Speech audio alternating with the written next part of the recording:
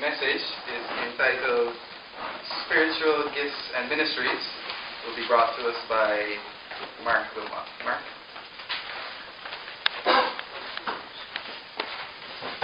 Well, good morning, everybody. And once again, I'd like to welcome you all to our service today.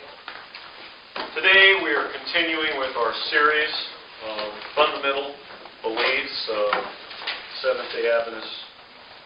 And we're looking today at number 17 in our list of 27 fundamental beliefs, spiritual gifts and ministries. And first of all, I'd like just to share with you the official statement which summarizes what we as Adventists believe about this topic before we look at it in a little more detail. God bestows upon all members of His church in every age spiritual gifts, which every member is to employ in loving ministry for the common good of the church and of humanity, given by the agency of the Holy Spirit, who apportions to each member as He wills.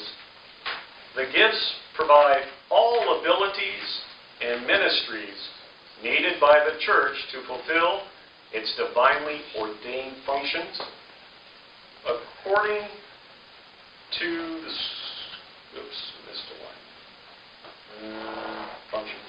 According to the Scriptures, these gifts include such ministries as faith, healing, prophecy, proclamation, teaching, administration, reconciliation, compassion, and self-sacrificing service and charity for the health and encouragement of people. Some members are called of God and endowed by the Spirit for functions recognized by the church in pastoral, evangelistic, apostolic, and teaching ministries, particularly needed to equip the members for service, to build up the church to spiritual maturity, and to foster unity of the faith and knowledge of God. When members employ these spiritual gifts as faithful stewards of God's varied grace, the church is protected from the destructive influence of false doctrines, grows with the growth that is from God, and is built up in faith and love. Spiritual gifts. The Bible talks about spiritual gifts in quite a number of different places. Paul writes about them in a number of his letters to different churches in Rome, the Church of Rome, in Corinthians, Ephesians. Peter also talks about spiritual gifts briefly in one of his letters to the church. And today I'd like to talk a little bit about spiritual gifts and our use of these gifts and talents. When I first came to Japan, one of the things that I learned about Japan, one of the cross-cultural experiences, was being introduced to talents. When I first came to Japan, people said, "Oh, he is a talent," or "this is a person is a talent." I was like, "A talent? What is a talent?" And in Japanese, they have taken this English word and used it to describe some sort of an actor or actress or singer, or even someone who really doesn't have any talent, but maybe they look beautiful and they put them on television. I was a little surprised by this. And after being in Japan here many years, I'm used to people using it in that way. But for many foreigners, when they first are introduced or encounter this, they are kind of surprised and confused. Of course, the word talent we use in English to refer to a gift, a skill, or ability. And the original meaning of talent had nothing to do with that at all. The original meaning of talent was a weight, a unit of measure. And a little later on we'll talk about the parable Jesus told about the talents, and that's where we get the meaning of talent today in English as a gift or ability.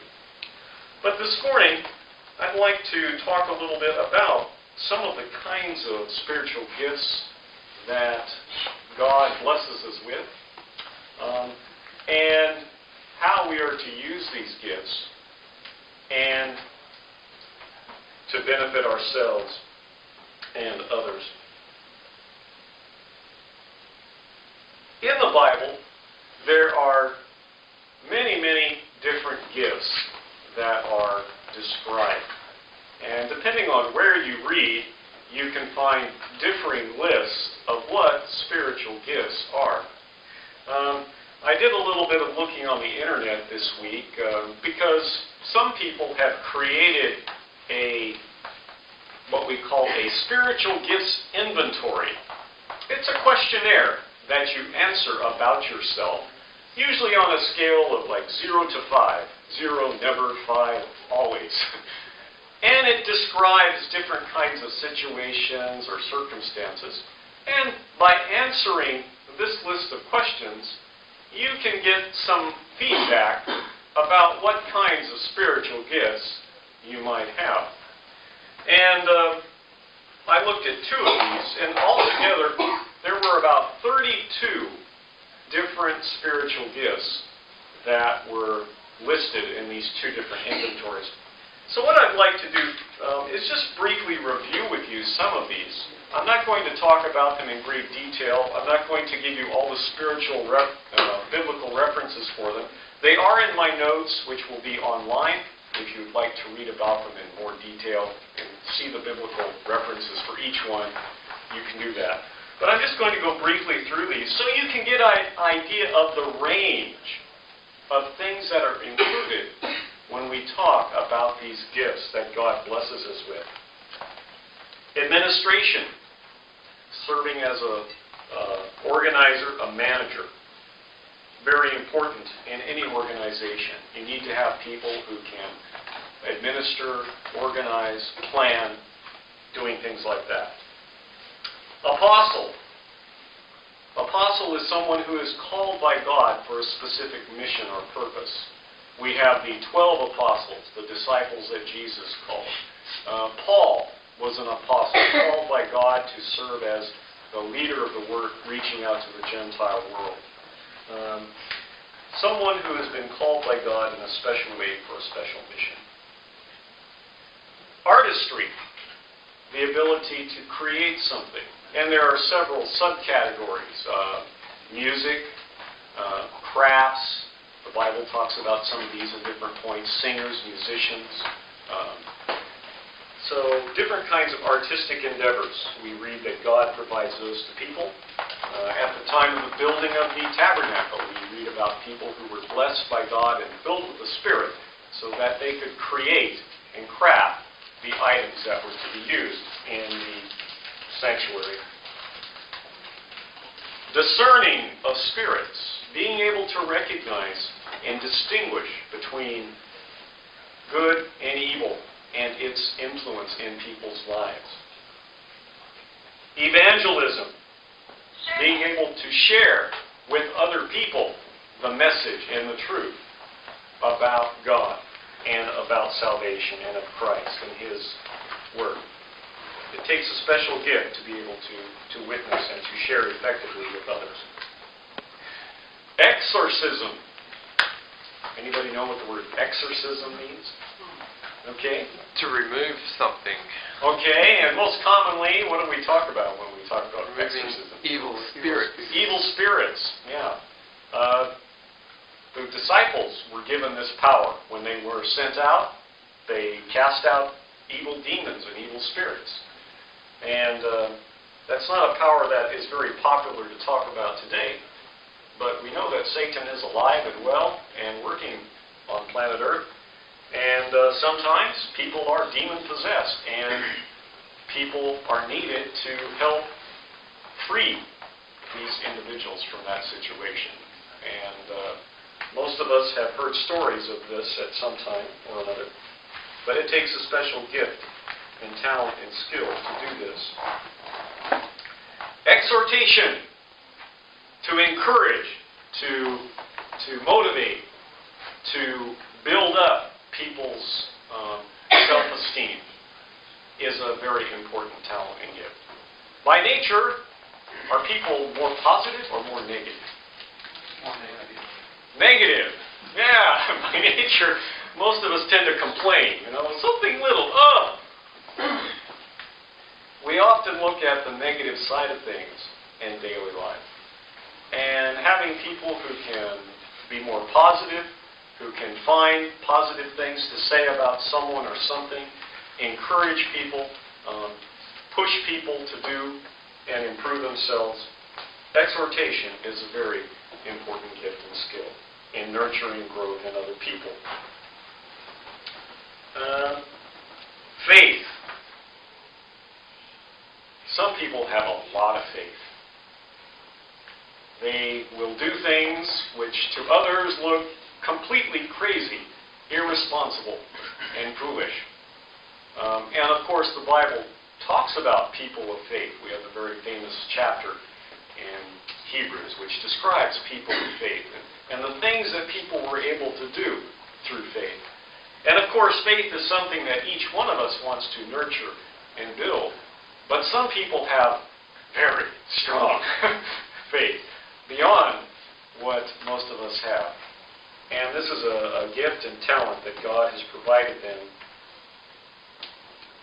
Giving in generosity, being willing and able to share with other people what you have. The Bible, in many places, talks about the blessings that will come to us if we are generous and share with other people. But once again, naturally, are we generous or selfish? Selfish. You started seeing with little kids, right? They have 100 toys scattered around, and one of their friends picked one up. No! That's mine!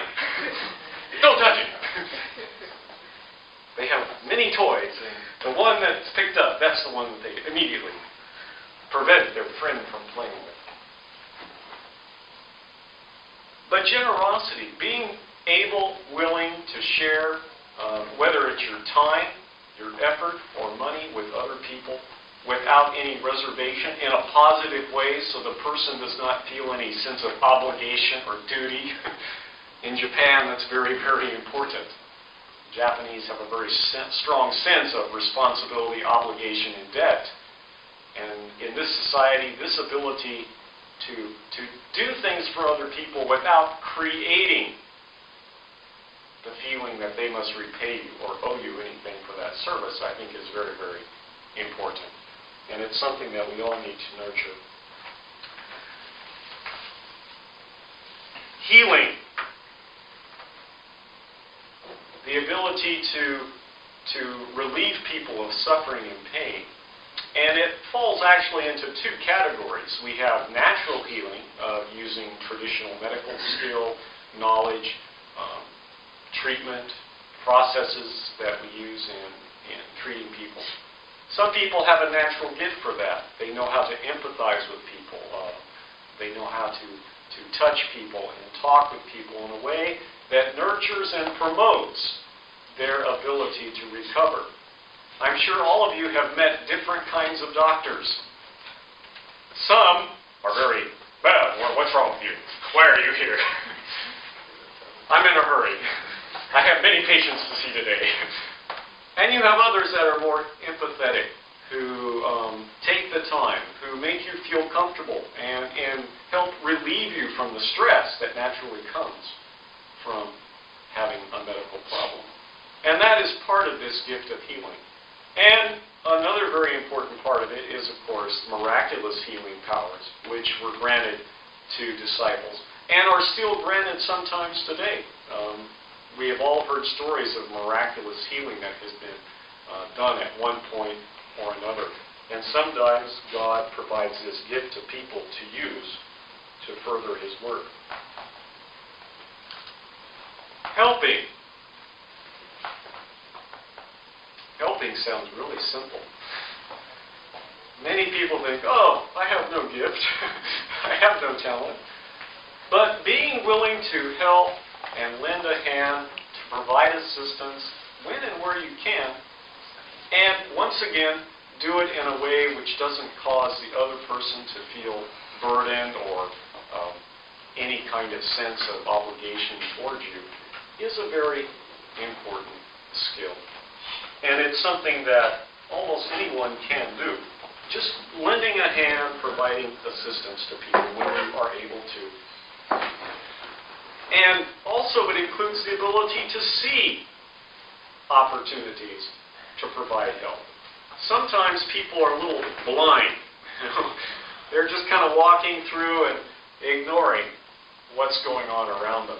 And that's particularly true here in Japan. Japan is a very crowded country. People live in a very small part of Japan. Most of the land is not habitable because of the mountains and forests. And so Japan is very crowded. And because of that, Japanese culture has evolved where you kind of ignore what's going on immediately around you. So somebody's having trouble on the train and everybody's just... and somebody could be in real trouble and people are just like, I don't see this. I don't know what's happening. Now, fortunately, not everybody is like that. And even in Japan, there are many people who will lend help when they see someone who's in trouble. Being aware and open and looking for opportunities to help and willing to lend assistance is very important. Something we all need to develop. Hospitality. Hospitality is making people feel at home. It's often involved with welcoming people to a place or situation. Inviting people to your home, inviting them to some sort of group activity. Making them feel welcome and part of that event, activity, or gathering. And this is a gift which is, I think, very, very important. We want to build up unity and to build up a sense of belonging and a sense of welcome. We want to be a warm and growing church. And hospitality is a very, very important part of that. And just making people feel welcome and getting them involved and making them feel like that it's okay to be here and letting them know and introducing them to other people so that they can start to make connections. This is all part of this gift of hospitality. And once again, in Japan, where people are very group-oriented, this is a very, very important gift to nurture and develop, because it's very easy for Japanese to feel like, oh, I'm not part of this group, so maybe I won't come again. We need to be open, welcoming, inclusive as we deal with other people. Intercession. What does intercession mean? Anybody? Intercession. What's that? Okay, it can mean to mediate, to act as a go-between. Most commonly, we use it when we talk about prayer. To intercede means to pray for a person, presenting their needs and requests to God. We have many examples of intercession in the Bible. Abraham interceding for Sodom and Gomorrah, speaking with God, negotiating, trying to save the city by getting God to agree to certain limits on number of righteous people in the town. And the Bible, and in the New Testament especially, we are told that we need to pray for one another. We need to intercede for each other before God. The prayer of a righteous man is a powerful thing. And we need to be willing to pray for each other and to present others' needs to God. It has a very powerful effect beyond what we can even begin to imagine. There are several gifts related to what we call tongues and languages that are mentioned in different places in the Bible. Some of the gifts are related to being able to interpret or translate languages so that other people can understand the message which is being shared. Another gift of tongues, which we don't really use so much today, it was something used at the time of the apostles, is what is sometimes called a heavenly tongue, or the tongue of angels. In Greek, they call it glossolalia. And it was something that people could not understand when it was spoken. Now, there are some Christian groups that still believe that this gift is important. In Pentecostal churches, if you go there, they'll be standing and waving their arms and kind of babbling and speaking, and nobody really knows what they are saying. However, as Adventists, we believe that this particular gift of this angelic gift of tongues is not really important or useful today. At the time of the early Christian church, that kind of gift of speaking in this way was viewed by society as a sign of your connection with God. Even in pagan cultures, this kind of speaking was viewed that the person had a connection or was touched by the gods. And those kinds of people were treated with special reverence and often protection. These people were not to be touched or harmed by other people because they were connected with the gods.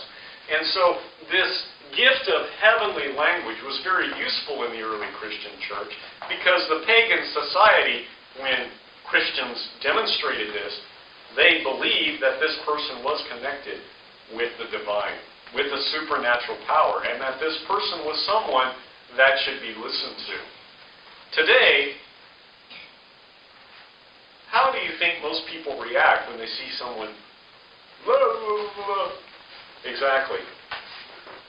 Modern society today thinks that this kind of behavior is a sign of stupidity or craziness. You know, if you watch Hollywood movies, often jokes that they make are about Pentecostal Christians. You know, they have all the jokes, they show all the people doing all of these things, and it's something that they make fun of. It is not something which builds up the church. It is not something which causes Christianity to spread. Instead, it's an obstacle or a barrier or something which diminishes the power of the truth. And so this gift of tongues is no longer something that we view as important or useful as Adventists today. Knowledge. The ability to understand, to reason, to know, yeah. And that is a special gift, one which many students pray for.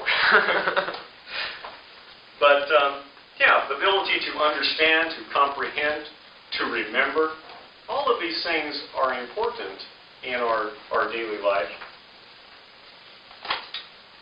Leadership. We talked earlier about administration.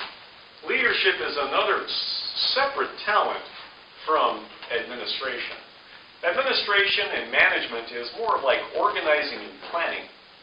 Leadership is the ability to get other people to follow.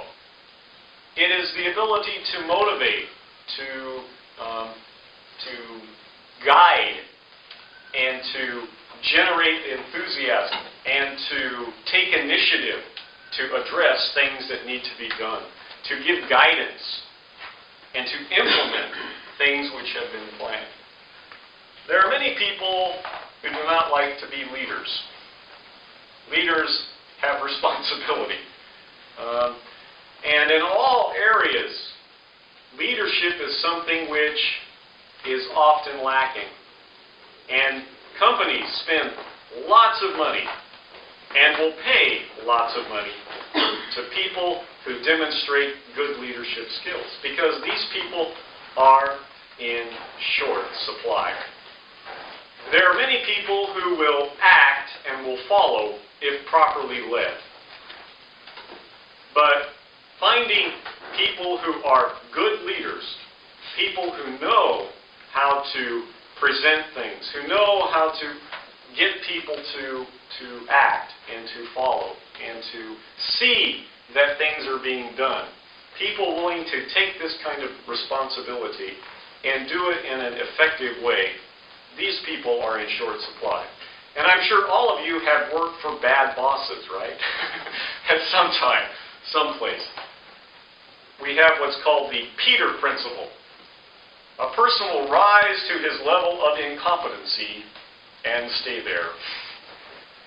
There are people who are often very talented and useful at a lower position, and they are promoted. And finally, they reach a position where they are no longer suited, and that's where they're stuck. And we find this in many, many situations. It's a very common problem. People get promoted to a position where they're no longer capable of leading, and they're frozen there. And those are usually people who are bad bosses to work for. Leadership is an important skill, and we need it in the church as well. We need people to organize, people to plan, people to take the initiative in seeing that things get done. Mercy. Having compassion for other people and for situations. Mercy, empathy is an important ability. We need to be willing to forgive and to move on in situations that we are in. Miracles. We've already talked about the miracle of healing, but there are other miracles which have been performed in the past by people of God. We read about the prophets, the disciples. Jesus performed many different kinds of miracles, both in the New Testament and the Old Testament. And at different points in times, miracles have been an important part of witnessing and supporting the truth of what is being taught by someone. Now today, miracles are less common, but they still do happen. As Loida mentioned, right, her mother-in-law, the oxygen tank was broken, and yet she felt fine as she went up and down the stairs and as she walked around. That's a miracle, really. It's a little thing, but it is still miraculous. It is something we can't explain. My printer, I had switched it on and off. I did many things, and then finally, the last moment, just before I was going to take it back to the shop, I plugged it in one more time, and it suddenly worked. A miracle. Amen. I don't know how else to explain it. Miracles happen every day. Little things, sometimes big things. But God still works in ways to help us and to help His people. Missionary, the missionary spirit. Someone who is willing to leave their home, their country, their culture, and go to another place to serve in another land, another kind of situation. Not everybody can do that. Not everyone has the capacity to deal with unfamiliar situations. Not everyone feels comfortable in going beyond their own land. But missionaries, of course, are very important in the work of spreading the word. And those people who have that spirit and willingness and the sense of volunteering themselves for that kind of work, it's very, very important for the church and the growth of the church today. Prophecy. The gift of prophecy, the ability to tell about what will happen in the future, to share things which will come with those who are following God. And of course, in the Bible, we have many prophets who are mentioned and listed. And as Adventists, we believe Ellen White had the gift of prophecy as she shared insights into things that will come. Prophecy is a very important gift. The Bible has guidelines about how we can know if a person is a false prophet or a true prophet. We need to be familiar with those. There are many false prophets and false teachers in the world today. And now with the internet, these people can influence even wider range of people than before. And so we need to be aware of these, and both to protect ourselves and to inform others, so that the influence of false prophets and false teachers will be minimized. shepherd, which we also call pastor. As a pastor, you are the shepherd of the flock. You are responsible for the care, the nurturing, watching over, the feeding of the flock. And that requires special talents, special patience, and special skills, which not everybody has. Pastoring is not just being able to get up and speak. Some people are very good speakers, but very poor pastors. Pastoring includes the care of the church, the nurturing of the church, the building up of the church in all aspects and all ways. And so this is a very important skill and gift to have. Teaching is another gift which is listed. And once again, teaching is important for instructing, for building up people, for sharing knowledge that we have about God, about the truth. And so the role of teacher is very important in the church.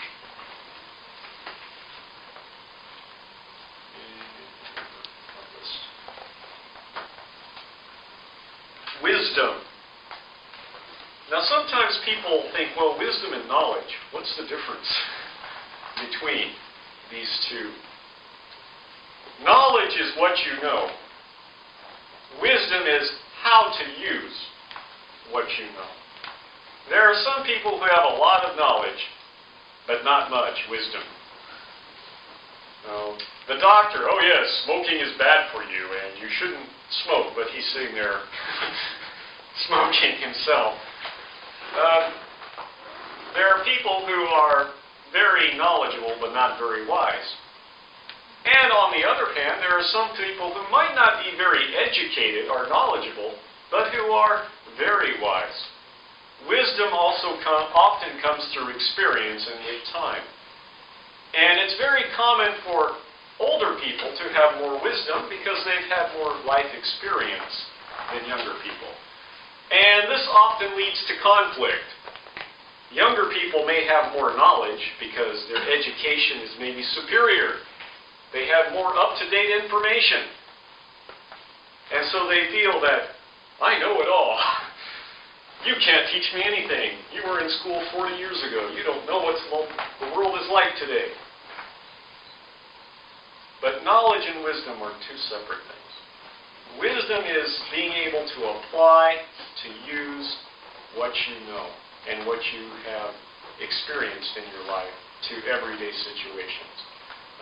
And so the ability of wisdom, the gift of being a wise person is very useful. These kinds of people are often good advisors, counselors.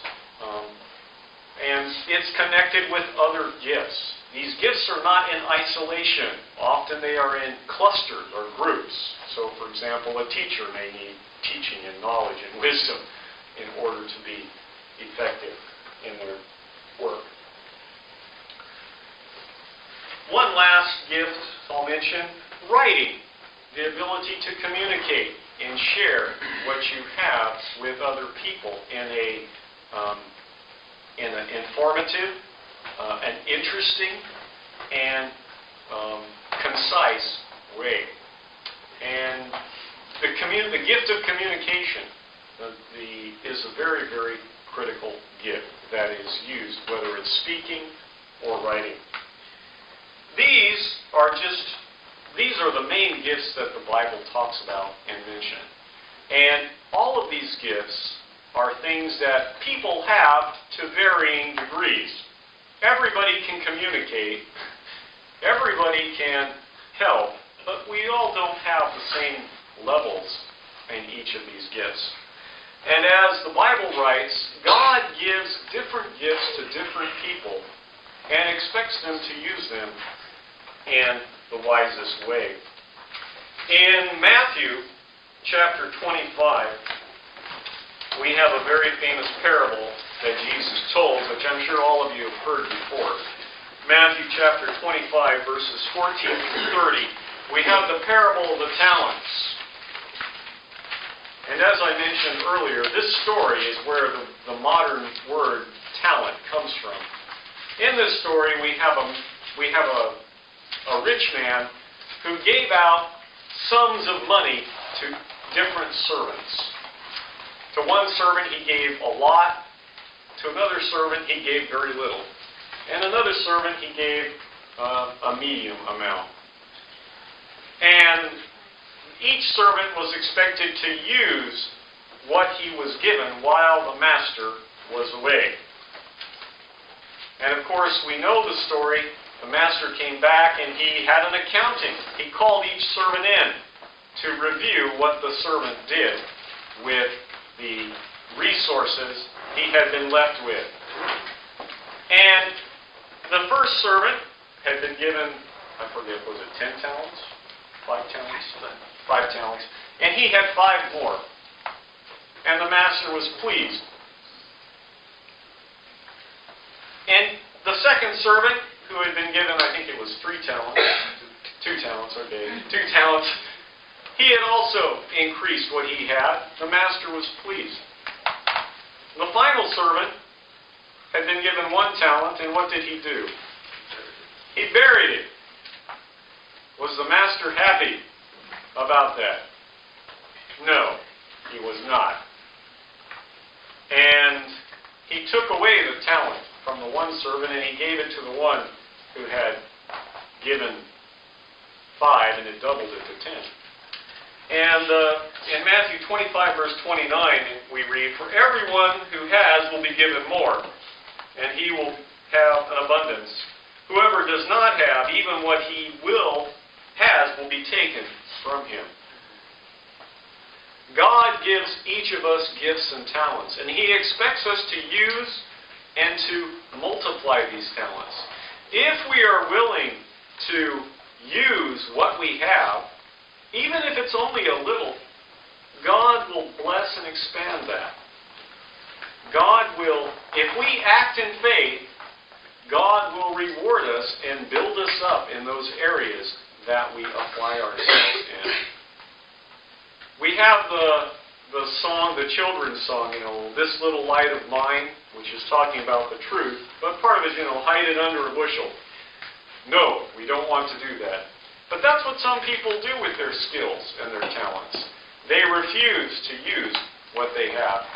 And if they do that, even what they have will be taken away. I come from a musical family. My father was a music teacher for many years, plays the guitar even better, much better than I do. And so I grew up in a musical family. I have a gift for music because of that. I inherited that from my father and from my grandfather, who also plays and sings. And me and my brother both grew up in the same situation. Same family, same basic situation. But I took an interest in music. And so I played instruments, and I sang, and I was active musically. And so today, my brother and I are very different. He doesn't play any instruments at all, really, today. He never performs or uses his musical skill, whereas I do quite a bit. We had the same basic skill and basic talent, and when we were younger, sometimes we would play and sing together. But he chose not to use what he was blessed with, and so it never developed and it never grew. I used what I had, and it's improved and grown over the years. God will bless what you have if you use it for His glory and for His benefit. And I challenge each of you today to not be like the servant who buried his talent. No matter what skill you have, whether it's something as simple as hospitality or something as great as shepherding and pastoring, no matter what skills God has given you, use them to the utmost. If you will dedicate your skills to God, He will bless and multiply them for your benefit, for the benefit of the church, and for society at large. Thank you.